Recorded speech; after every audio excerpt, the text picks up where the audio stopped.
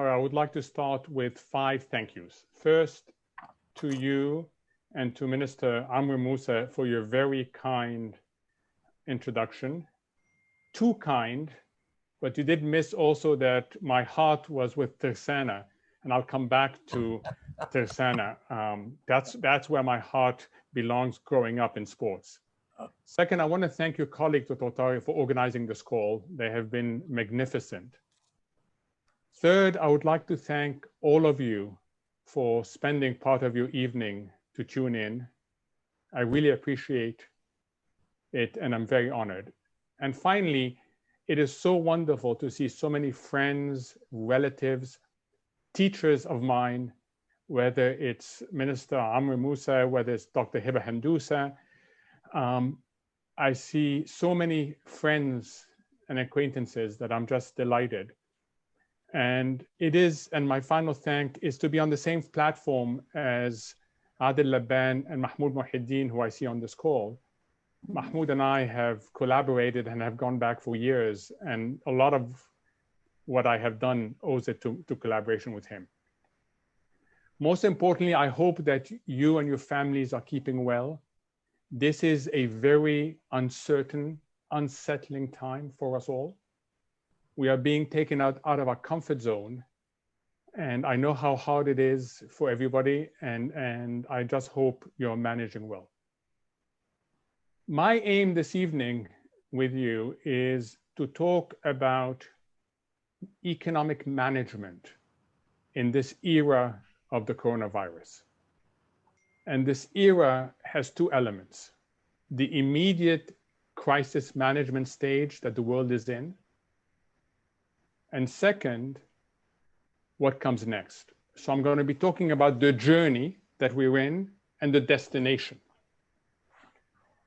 It's relevant, what I'm saying is relevant not just to policymakers, but to companies and households. It's about the context, the environment in which we all operate. Think of a house and a neighborhood. Before you decide to live in a particular house, you have to have a view about the neighborhood. And once you live in a particular neighborhood, you go up and down with this neighborhood. So I will be talking about the environment in which Egypt and other developing countries will be operating over the next 12 to 24 months. I will not be talking about Egypt itself. I don't have better information than you, other than to observe how well the infections have been contained and what an effort everybody's making. And I'm going to be realistic. This is not about being negative or positive. This is about being realistic. So let's talk about the current situation. And there are 5 things to know about this current situation. 1, this will be the worst recession for the advanced economies since the Great Depression of the 1930s. This will make the global financial crisis and the Great Recession that followed look mild. That this is a major shock to the global economy that has to be taken seriously. Let me give you some numbers. Europe, the European economy will contract in 2020 by 10 to 15%. This morning, the Bank of England made a projection of a 14% contraction in the United Kingdom. The US, the biggest economy in the world, will contract somewhere between 8 to 10%. If you're a developing country, you cannot decouple yourself from this reality. It means lower export volume. You will sell less to the rest of the world. It means lower commodity prices. You will sell at a lower price. It means lower remittances. You'll receive less money from your workers. It means lower tourism. Fewer people are going to visit. And it means lower foreign direct investment. This is not a pleasant neighborhood to be in, but unfortunately, this is the neighborhood we have.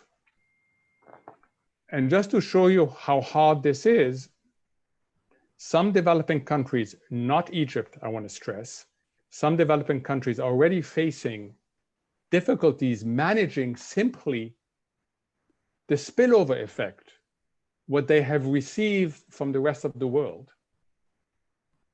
And they have not, alhamdulillah, so far, had outbreaks, major outbreaks of the virus. In fact, one of the biggest puzzles I'm going to come back to, according to Bill Gates, is why is it we haven't seen more of the outbreak of the virus in Africa in particular? The second point about the situation is the damage is already visible.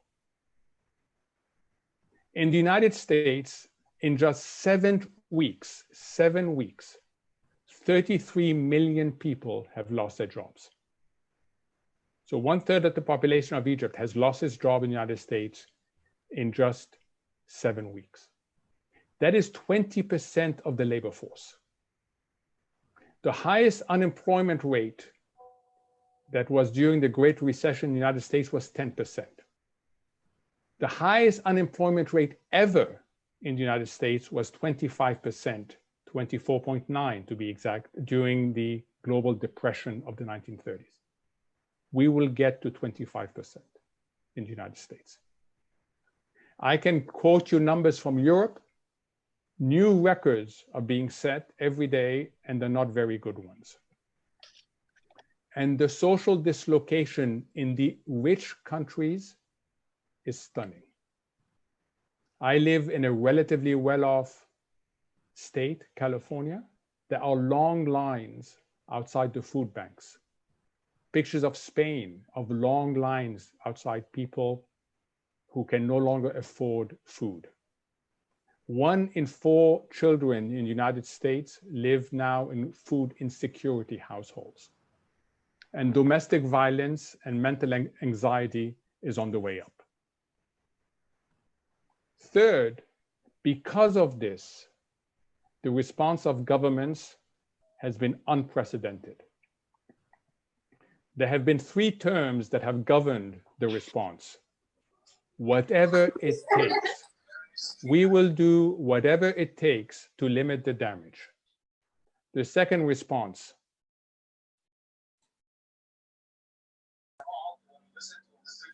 Whole of government. This is not up to one government agency. This is not up to one central bank. It is everybody that is in a war.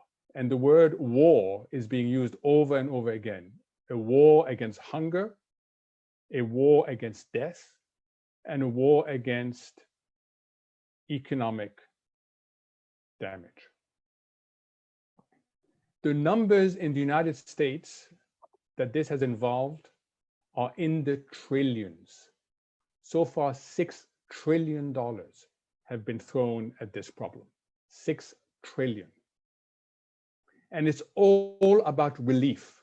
It's all about containing the damage. We haven't even started talking about stimulating the recovery. This is all about containing the damage. There is no doubt about willingness on the parts of governments. There is no doubt about ability, but effectiveness has not been as high as you'd want. Why? We've never seen this enemy before. We are having to build pipes to get to different segments of the population and to deal with the health crisis. The global response has been more disappointing, to be honest. There has been less policy coordination so far than during the global financial crisis, even though this is a global problem and we have a collective responsibility. And it is the non-traditional players, the African countries with Egypt involved, the G20, the UN, rather than the G7 that have taken the lead on important initiatives. The fourth point is the alphabet. What do we expect? You know, crises normally spell out ILUV. Either you go straight down, or you go straight down and you stabilize, an L, or you go straight down, you stay down a little bit, and then you go back up. Or the best crisis to have is a V. You come straight down and you go back straight up. When we initially started this crisis, the view was this is a V. Now we're somewhere in a U, but we have a new letter, a W, that we may come down, start recovering, have another infection, come down again, and start recovering. And that speaks, and that's my fifth and final point about what to know about the current situation, to three inherent contradictions that make this one of the most challenging time for my generation.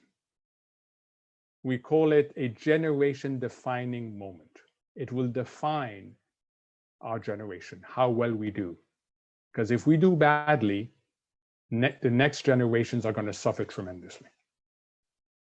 The first contradiction is the one we all feel between health and the economy, or what people call lives and livelihood. Lives, meaning social distancing, separation, so that we can make sure that we gain time. It's about gaining time. The scientists are very hard at work for remedies, both treatment and vaccine. But we need time. How do you gain time? By minimizing infection. How do you minimize infection? By separating people. That's the health requirement. But the economy is not built for separation.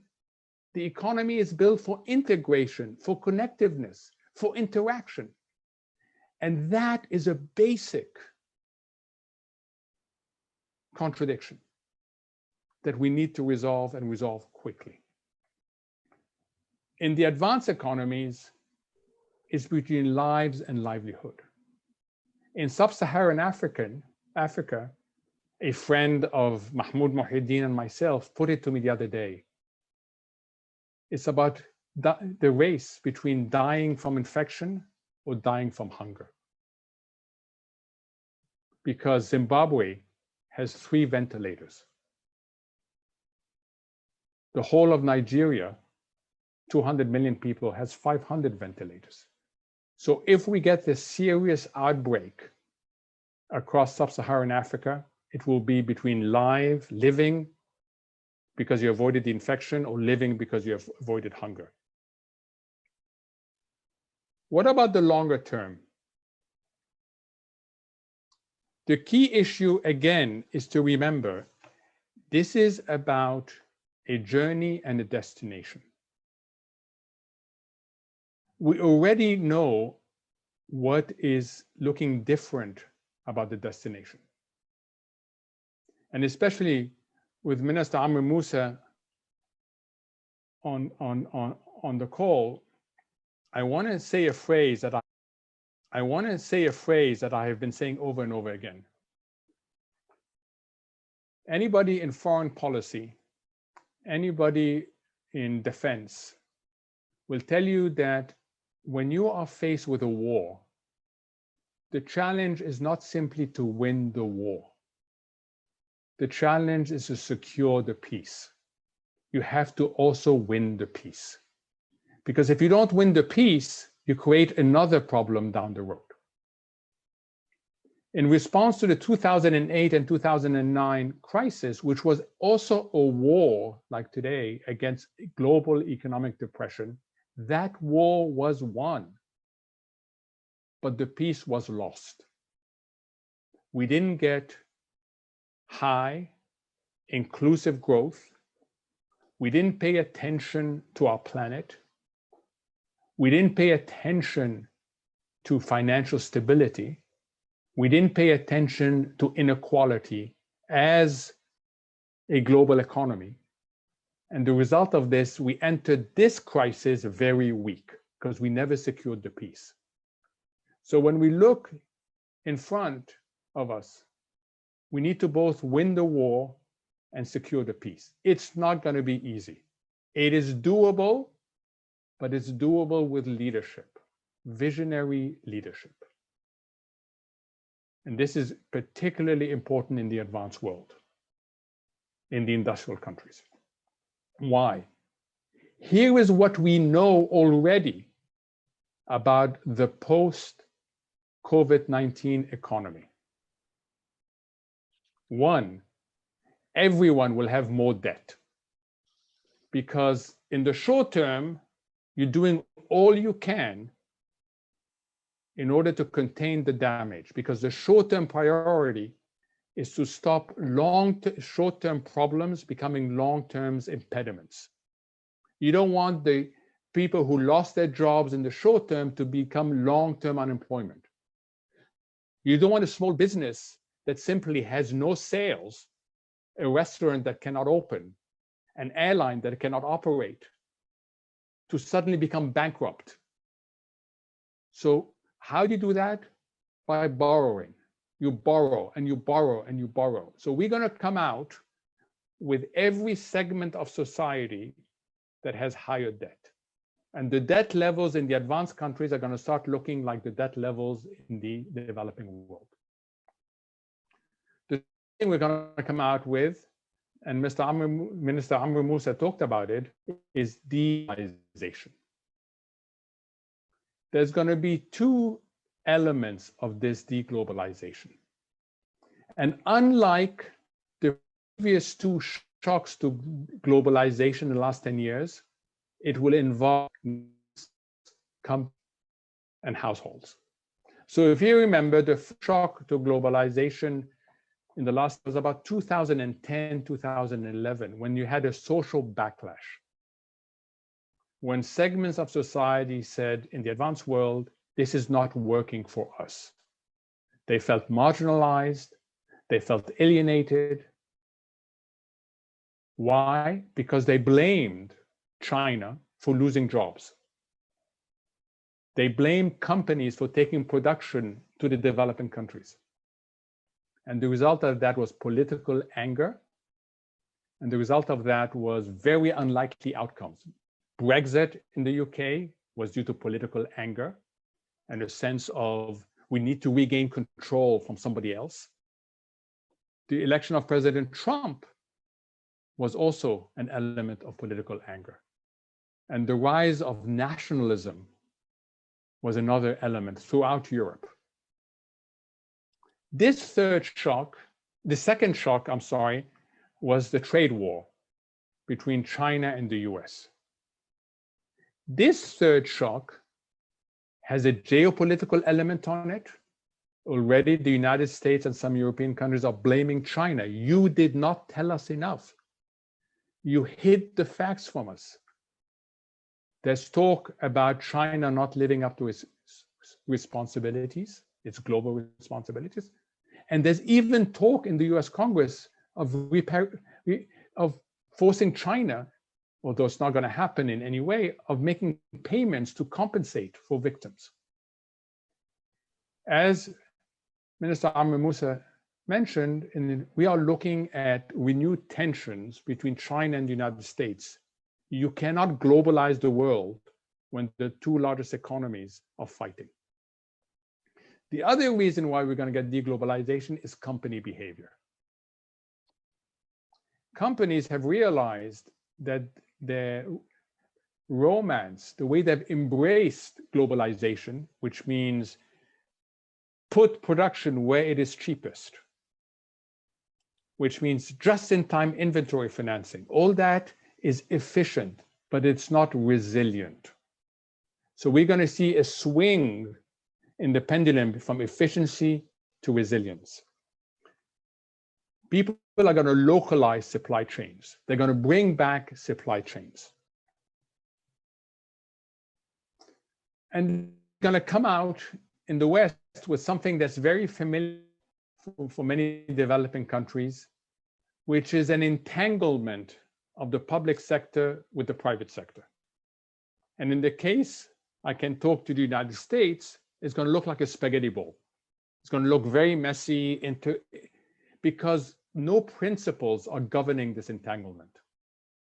People are reacting to what they see, bailing out the airlines, the Federal Reserve flooding the system with trillions of dollars. It's a complete spaghetti ball that will result in lower productivity. That lower productivity means lower growth, and it will mean, unfortunately, a greater inequality of income, wealth, and opportunity. So how do we navigate this? And by we, I mean countries in the developing world, I mean companies, I mean households. When I grew up, believe it or not, and I suspect 90% of the people on this call will not know what I'm talking about, but I didn't want to be either Ahlawi or Zamalkawi. I didn't understand why I had to be forced into that choice. I loved the color blue, and I became a Tirsanawi. And at that time, Tirsana was actually in the Premier League of Egypt. And what put Tirsana there is it had defense and offense. In offense, it had, of course, Mustafa Riyad, who to this day is the third leading scorer in Egyptian football, and El Shazli. They were amazing offense. In defense, they had Hassan Ali in goal, El Estik, who somehow managed to do things that people didn't understand. And this defense and offense is the combination everybody needs today. For defense, I'm going to use the words resilience and optionality. And for offense, I'm going to use the word agility. The first thing about defense is don't score an own goal. Don't make things worse for yourself when you're already under pressure from somebody else. How can we make things worse for ourselves? One is denial. We simply refuse to understand that this is a generation-defining moment. It is. Secondly, what's known as adjustment fatigue. We get tired. We are taken out of our comfort zone. We don't like it. And we decide that we'll go back on our comfort zone on our own rules. But the world doesn't allow for our own rules. So we have to fight what's called adjustment fatigue. Thirdly, to think that there is precision. To think that we can accurately project what's ahead. No, you can talk about scenarios. And you have to have your minds open to scenarios. I got in a very unfortunate conversation on television at the beginning of this whole thing, when I was shown revised growth rates for the United States that were specified with confidence to 1 decimal point. And I was asked to react. And I said, that's absurd. Let me take the example of a house. The exact decimal point suggests I know which apartment, in which building, in which street, in which city. I don't know what city we're going to be in because this is so unprecedented. Precision is impossible because this is a health emergency. We don't know about the rate of infection. We don't know about the rate of reinfection. We don't know about the vaccines. We don't know about the treatment. We simply don't know. And therefore, your mindset has to deal with scenarios and not precision. The next trap is never let the best be the enemy of the good. When you're dealing with crises, you have to make decisions quickly. You will never have full information. But be open to changing your mind as you get more information. That is really important at every level, companies, governments, and households. You have to be able to manage through a really difficult journey, and it's not going to be easy. And I wish I could say it's going to be easy. It's not going to be easy. I'll come back to how it actually looks in practice. And then there's the offense side, which is the emergence from the crisis management. You need agility. You need a realization you may have to do things differently. We may have to live with the virus. In fact, the reason why a W is likely is because we will end up living with the virus for a while. Everybody wants what's called community immunity, that all of us are immune to the disease. But vaccines are still a distance away. We will not get community immunity. So we will learn to live with the disease. And we need two things to know how to live with this disease. And it's not going to come easy. One is to reduce the damage it creates. Right now, if you get the coronavirus, Lauder, the only answer is to give you time for your body to fight the virus. That is not a great proposition, especially if you're old like me and you have pre-existing conditions. We are going to have treatment, remedies that will help you fight it if you get it. And the second way, of course, of living with it is to have the ability to have the hospital beds, the ventilators, and what you need. We will start up again because we have an economic necessity to start up. Some places may have to close down again, but we will learn. And the most positive thing is that every day we gain is a victory, because the scientists are working incredibly hard and we are having leapfrogging of scientific inventions. Once we have figured out how to live with the infection, we have to counter this slower global economy that we cannot change. We have to accept the fact that the global economy is not going to be a massive tailwind for us anymore. It will be a headwind.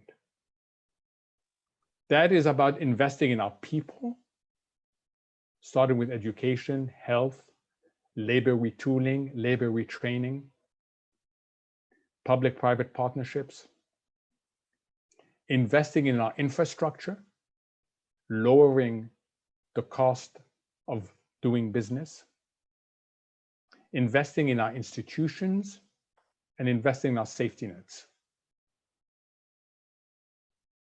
If we do that, then some of the silver linings of this crisis, some of the good things of this crisis become a major tailwind, something that helps us along.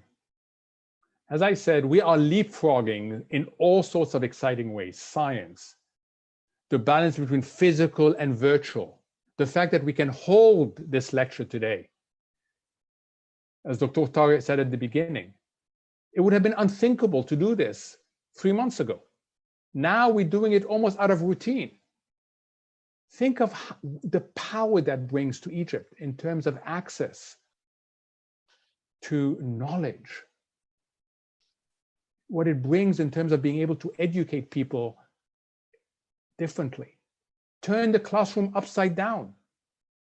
Rather than use the class for teachers giving out the information, then send people home to do their homework, do it the other way around. Provide the information in a form that we can consume, and then use the classroom to work on problems, on solutions, on how to think, not what to think. I can tell you, my daughter, a few years ago, she's Samia, 16 years old. I went to her room a few years ago, and this is how she was doing her homework.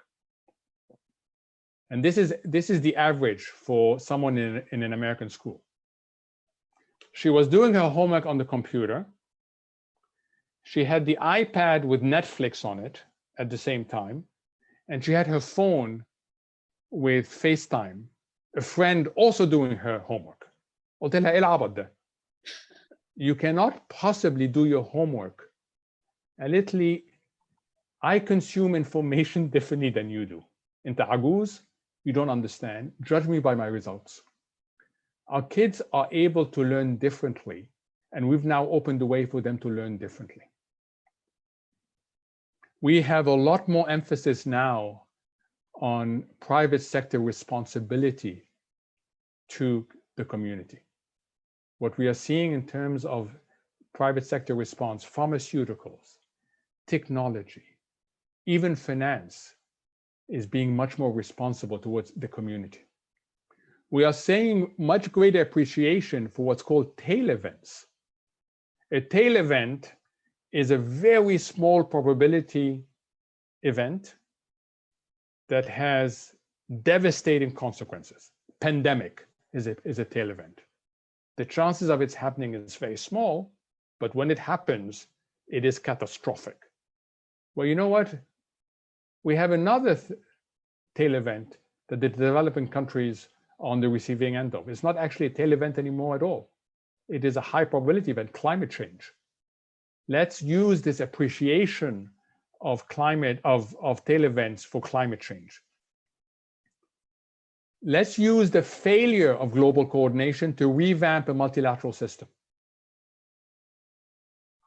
And then at the level of companies and people, let's understand better the importance of communication, of coaching, of caring.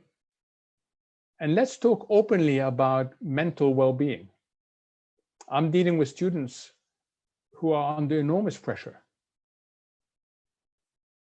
And it's important to understand it is not their fault, and we have to help them.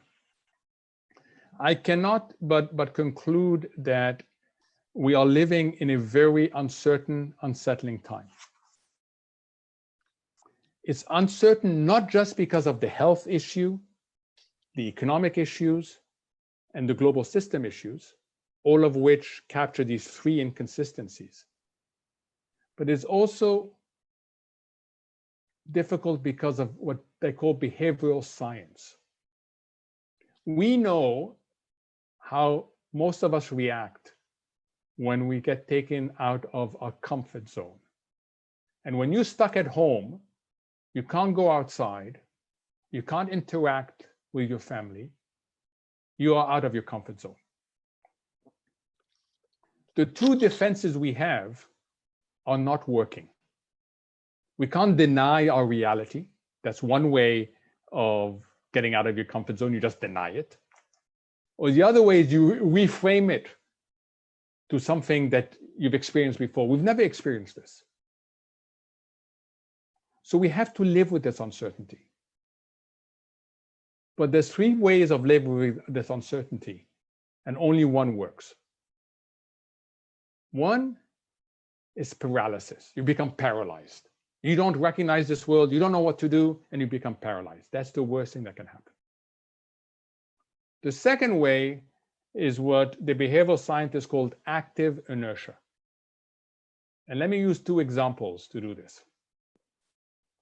Since I also have a US passport, I'm going to use the example of the US tourist that goes to a country and asks for something in English. And the person on the other end doesn't speak English. So they go like this. The most likely reaction of the American tourist is to realize they have to do something different. Their mind becomes active. It's not working. I have to do something different. And what is the most likely thing they will do different? They will say the same thing in English, but louder.